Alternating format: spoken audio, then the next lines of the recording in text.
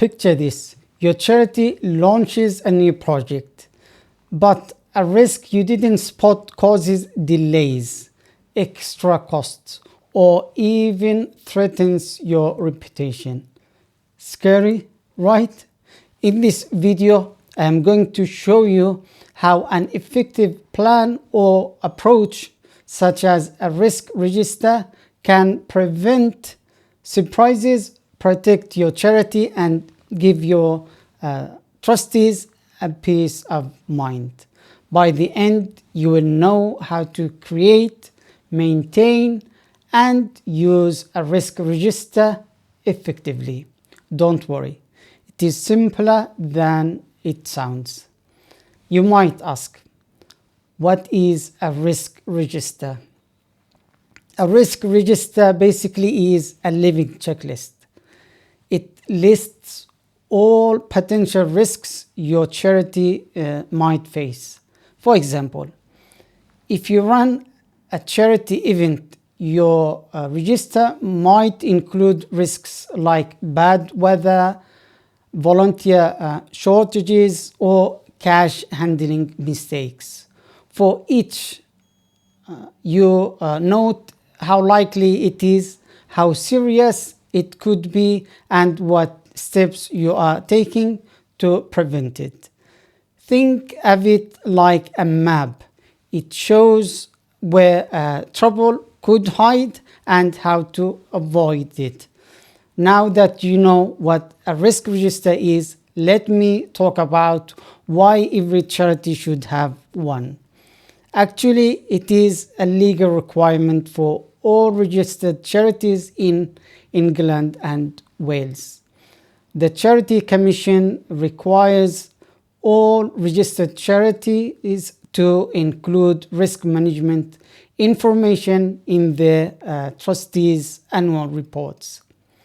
While charities with more than £500,000 in annual income have additional detailed reporting requirements, every registered charity must describe the main risks they face and their risk management plans.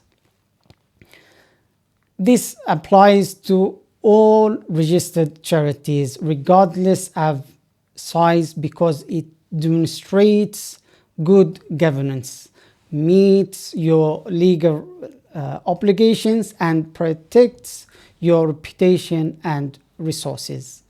For example, a charity reviewing its risk register before a big fundraising campaign noticed gaps in data protection.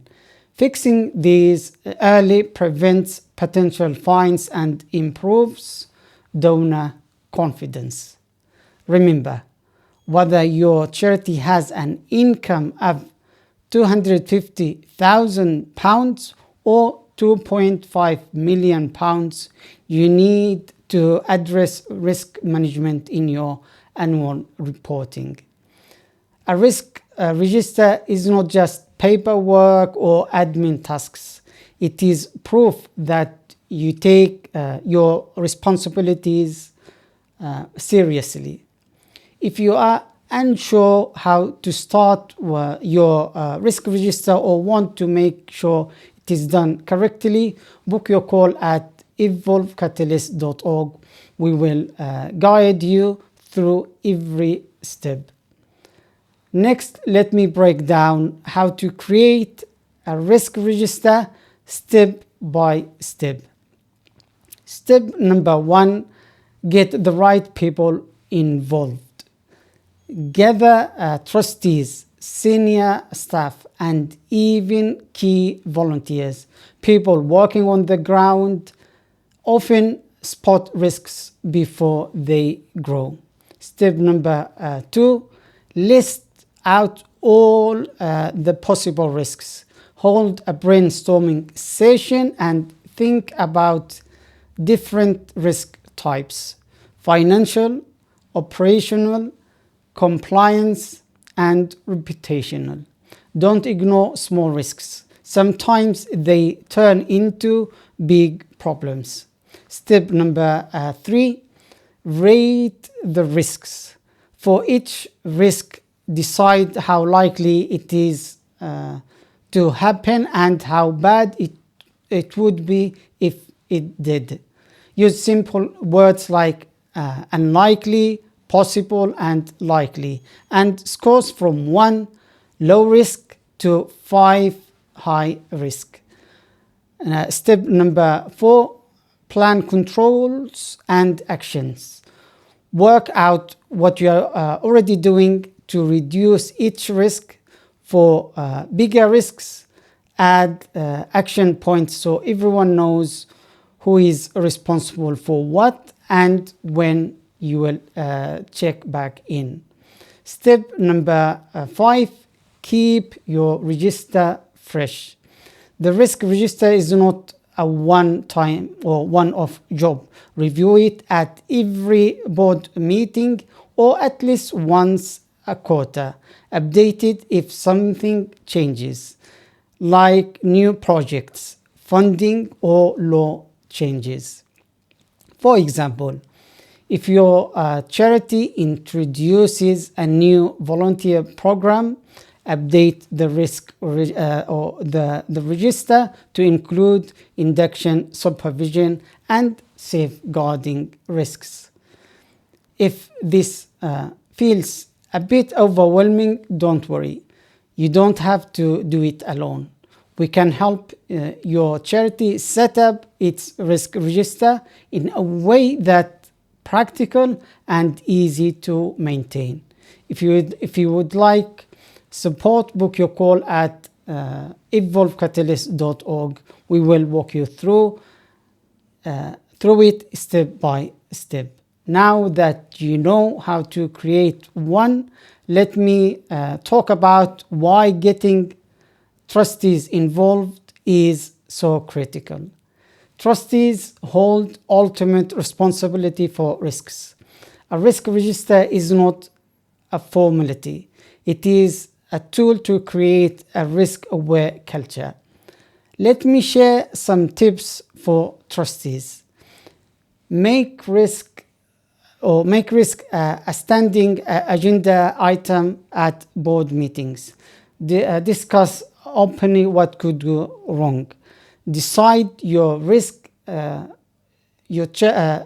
charity's risk appetite and when to act and when to monitor.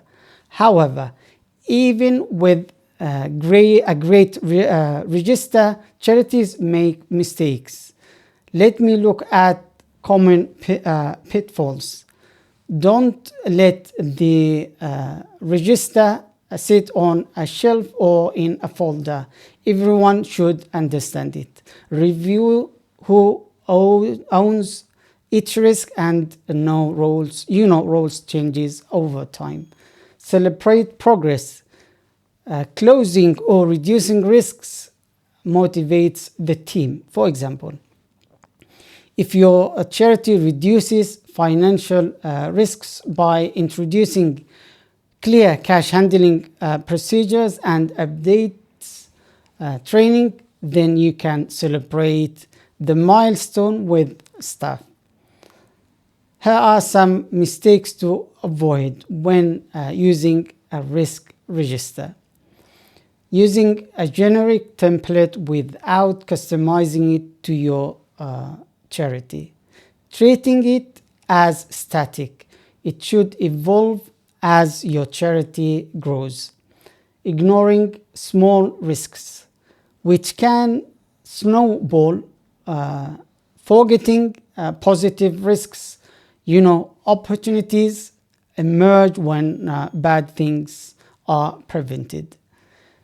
Getting approval from your team is critical to making risk part of everyday life.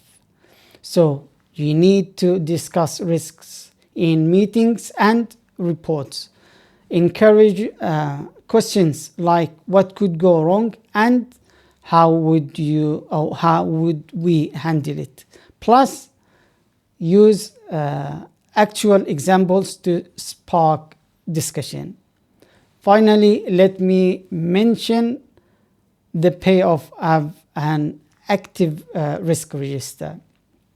An active risk register helps your charity spot trouble early, take proactive action, and demonstrate to funders and regulators that you are serious about sustainability. It is peace of mind for trustees, supporters, staff, and the people you help. Don't wait for a problem to show up. Review or create your risk register today. If you need help, book your call at evolvecatalyst.org. We will guide you step by step, making it practical and effective. What is holding you back from creating a risk register? Comment below. We would love to hear your experience. Subscribe and share this video with other trustees, staff, and other charities as well. Thank you for watching, and I will see you in the next video.